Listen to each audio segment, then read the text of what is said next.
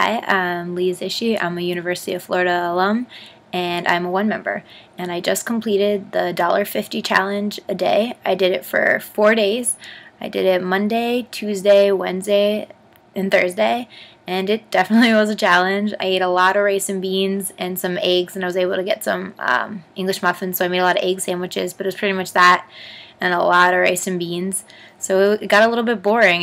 There's definitely not any room for luxuries when you're living on $1.50 a day. I was missing coffee really bad, but I couldn't imagine living on this every single day and walking to school and trying to concentrate or having a job, especially a very labor-intensive job like agriculture.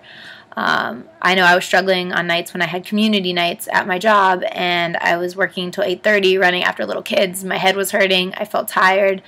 But in the end, I knew that on Friday morning I'd wake up and I'd have food. I could eat whatever I wanted. I spent more on coffee Friday morning than I spent on food the last 4 days. And so I think when you really think about that, it shows you that the resources are out there in the world, that it's just a matter of will.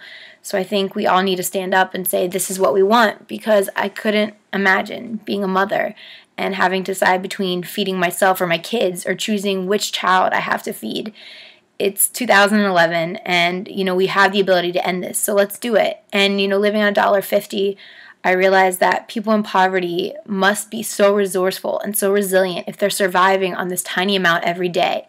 They're pretty much making something out of nothing. So just imagine what they could do if they had something, if they had the resources, the skills, governments behind them, the money behind them.